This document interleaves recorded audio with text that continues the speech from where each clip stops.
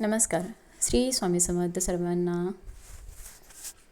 बघा, 29 जुलै वार बुधवार आणि या दिवशी आलेली आहे गुरुपौर्णिमा.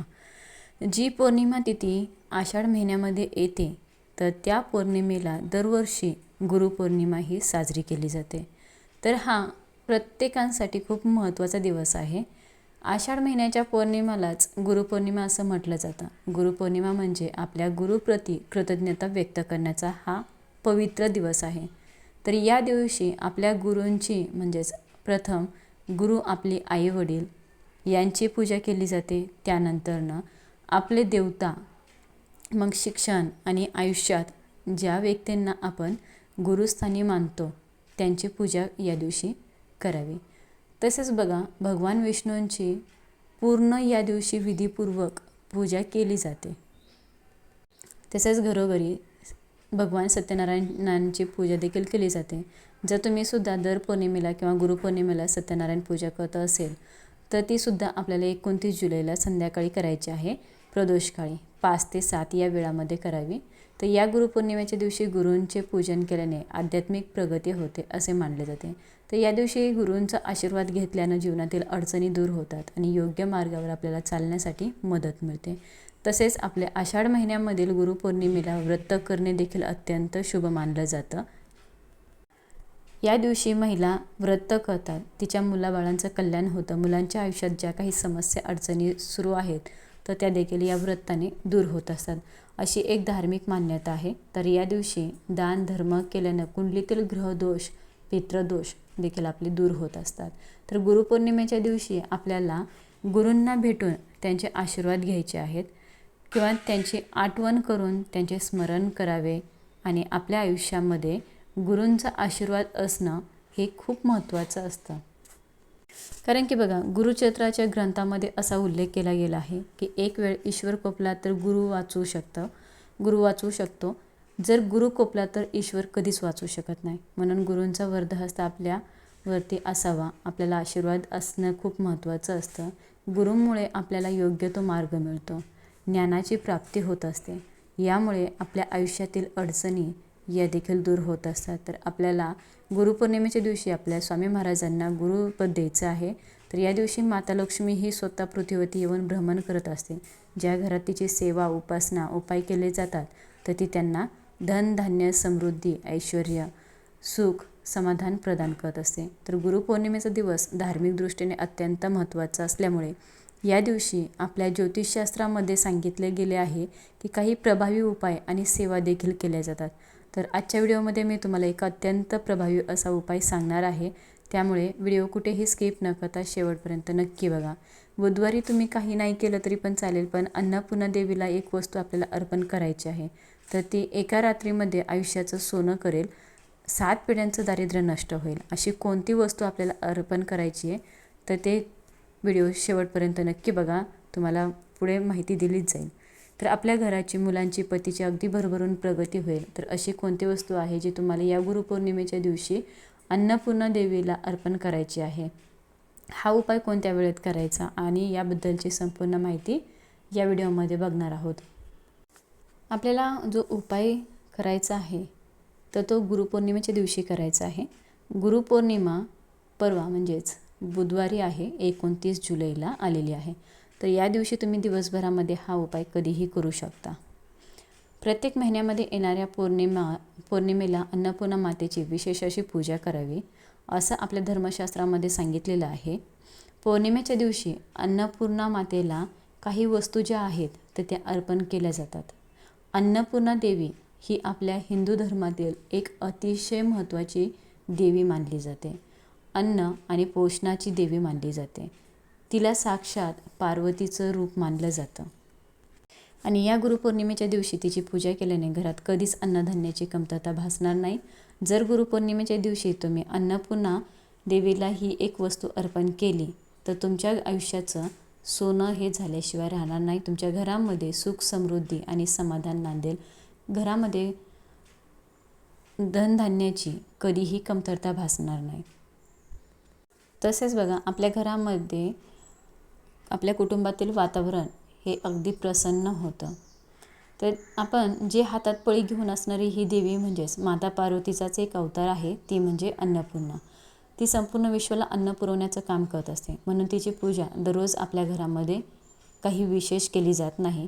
म्हणून हिंदू धर्मशास्त्रानुसार जर आपल्याला दररोज अन्नपूर्णा मातेची विशेष पूजा करणं शक्य नसेल तर किमान पौर्णिमेच्या दिवशी तरी तिची विशेष अशी पूजा करावी.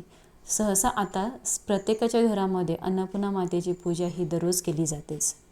तर आपण आपल्या हिंदू धर्मामध्ये अन्नपूर्णा मातेचे स्थान हे साक्षात धनाची देवी माता लक्ष्मी समानच आहे. बघा, आपल्याकडे मुलीचं लग्न होतं, जेव्हा मुलगी लग्न करून सासरी जाते तेव्हा सासरी जाताना तिला विघ्नहर्ता गणपती बाप्पा आणि अन्न पुरवणारी देवी म्हणजे अन्नपूर्णा मातेची मूर्ती दिली जाते. त्यामागचा हेतू असाच असतो की मुलीने दररोज अन्नपूर्णा मातेची पूजा करावी, तिला प्रार्थना करावी. ज्या घरात आपली मुलगी जाईल त्या घरात कधीही अन्नाची कमतरता भासणार नाही. साक्षात ती अन्नपूर्णा मातेच्याच स्वरूपात त्या घरामध्ये जावी. तर हा हेतू आहे. तो जो काही स्वयंपाक करेल त्या स्वयंपाकात रुची यावी आणि ते अन्नपदार्थ खाल्ल्याने त्या अन्नातून कोणतीही बाधा होऊ नये किंवा घरातून अन्न वाया जाऊ नये, या हेतूनेच आपल्या मुलीला आपण अन्नपूर्णा मातेची मूर्ती देत असतो. तर तुम्हाला हा जो उपाय आहे तो गुरुपौर्णिमेच्या दिवशी कधीही दिवसभरामध्ये करू शकतात. सर्वप्रथम देवघरामध्ये दिवा प्रज्वलित असावा, धूप किंवा अगरबत्ती लावलेली असावी, त्यानंतरच हा उपाय करावा. उपाय करण्यासाठी अन्नपूर्णा मातेची मूर्ती ही एका ताम्हणामध्ये घ्यायची आहे. आसन घ्यायचं आहे, आसनावरती बसायचं आणि त्या मूर्तीवरती आपल्याला अभिषेक करायचा आहे.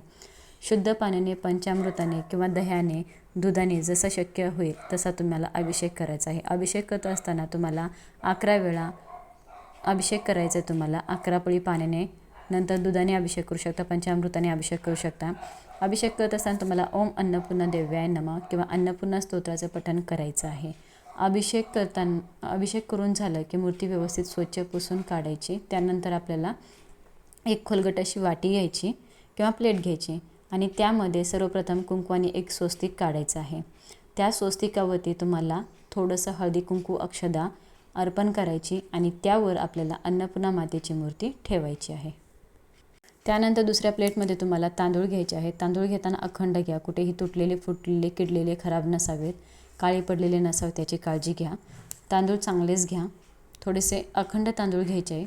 त्या तांदळामध्ये थोडंसं हळदी कुंकू टाकून आपल्याला ते लाल पिवळं अक्षदा करायच्या. तर तुम्हाला त्या अक्षदा करायच्या लाल पिवळ्या. त्यानंतर आपल्या उजव्या हाताच्या 5 बोटांमध्ये जेवढे तांदूळ बसतील तेवढे तांदूळ घ्यायचे आहेत आणि अन्नपूर्णा मातेच्या मस्तकावरती अर्पण करायचे आहेत.